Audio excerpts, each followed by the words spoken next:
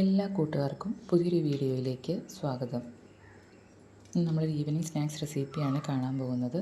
ഗോതമ്പ് പൊടി ഉപയോഗിച്ച് ഒരു അട ഉണ്ടാക്കാം. വളരെ ഹെൽത്തിയും ടേസ്റ്റിയുമാണിത്. വളരെ പെട്ടെന്ന് ഉണ്ടാക്കാൻ പറ്റിയൊരു ഐറ്റമാണ്. ഇതെങ്ങനെ ഉണ്ടാക്കുന്നത് നോക്കാം. ആദ്യം ഗോതമ്പ് പൊടി എടുത്ത് അതിലേക്ക് ആവശ്യത്തിന് ഉപ്പും ചേർത്ത് നന്നായി ഇളക്കി യോജിപ്പിക്കുക.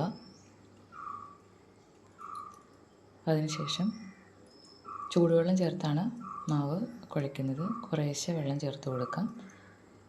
ഒറ്റയടിക്ക് മുഴുവൻ വെള്ളം കൂടി ചേർത്തിട്ട് ചിലപ്പോൾ വെള്ളം കൂടാൻ സാധ്യതയുണ്ട്. അപ്പോൾ കുറച്ച് വെള്ളം ചേർത്ത് ഇളക്കി നോക്കി അങ്ങനെ കുഴച്ചെടുത്ത് നമുക്ക് മാവ് സോഫ്റ്റാക്കി എടുക്കാം. ഗോതമ്പ് പൊടിക്ക് പകരം മൈദ മാവും എടുക്കാം നമുക്ക്. പക്ഷേ മൈദ അത്ര നല്ലതല്ലാത്ത കാരണം ഗോതമ്പാണ് നല്ലത്. ഈ കുഴയ്ക്കുന്ന സമയത്ത് കുറച്ച് ഓയിൽ ചേർത്ത് കൊടുത്താൽ മാവ് പെട്ടെന്ന് സോഫ്റ്റാവും. അത് ഓപ്ഷനിലാണ്, ആവശ്യമുണ്ടെങ്കിൽ മാത്രം ചേർത്താൽ മതി. ഞാൻ ഓയിൽ ചേർക്കാറുണ്ട്.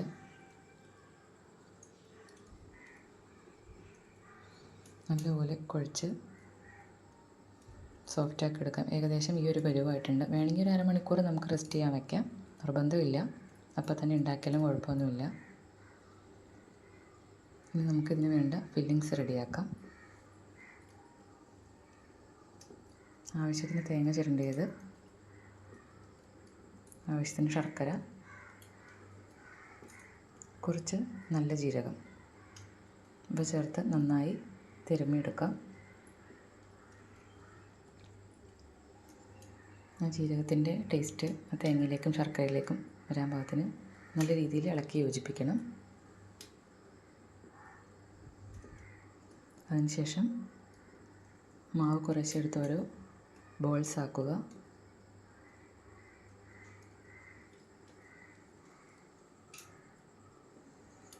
നമുക്ക് വേണമെങ്കിൽ പത്തിരിയുടെ പ്രസ്സിൽ പരത്തി കൊടുക്കാം. അപ്പോൾ ഒരേപോലെ കനം വരും. ഞാൻ സാധാരണ പ്ലേറ്റിൽ ഓയിൽ തൂത്ത് കൊടുത്തിട്ട് കൈ കൊണ്ടാണ് പരത്തുന്നത്.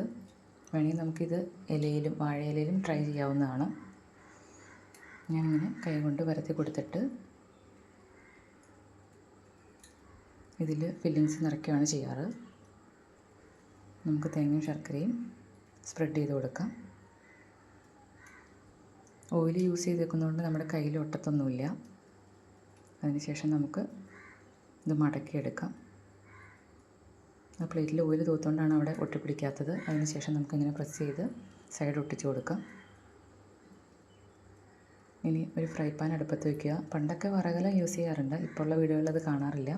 അപ്പോൾ ഇതിനായിട്ട് മാത്രം മാറ്റി വെച്ചിരിക്കുന്ന ഫ്രൈ പാനാണ്. നല്ല ഫ്രൈ പാൻ യൂസ് ചെയ്യരുത്, അതിൻ്റെ കോട്ടിങ് ഇളകും. പതിയെ എണ്ണ തൂത്ത് കൊടുത്തിട്ട് അട അതിലേക്ക് വെച്ച് കൊടുക്കാം. ലോ ഫ്ലെയിമിലിട്ടാണ് നമ്മൾ കുക്ക് ചെയ്യേണ്ടത്. ഒരു 2-3 മിനിറ്റ് കഴിയുമ്പോഴത്തേനും ഇതുപോലെ ഒരു സൈഡ് ശരിയായിട്ടുണ്ടാവും. അപ്പോൾ നമ്മൾ മറിച്ചിട്ട് കൊടുക്കണം. പെട്ടെന്ന് ഉണ്ടാക്കാൻ പറ്റിയൊരു സ്നാക്സാണ് കേട്ടോ. അങ്ങനെ 2 സൈഡും വെന്ത് നമ്മുടെ അട റെഡി ആയിട്ടുണ്ട്. കുട്ടികൾ സ്കൂളിൽ നിന്ന് വരുമ്പോഴൊക്കെ നമുക്ക് പെട്ടെന്ന് ഉണ്ടാക്കി കൊടുക്കാൻ പറ്റിയൊരു സ്നാക്സാണ്. എല്ലാവരും ഇന്ന് ഉണ്ടാക്കി നോക്കണം.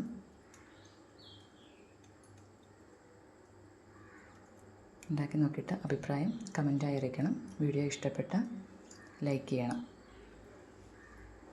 അപ്പോൾ നമുക്ക് ഇതുപോലൊരു റെസിപ്പിയുമായി അടുത്ത വീഡിയോയിൽ കാണാം. അതുവരേക്കും എല്ലാവർക്കും ടാറ്റാ.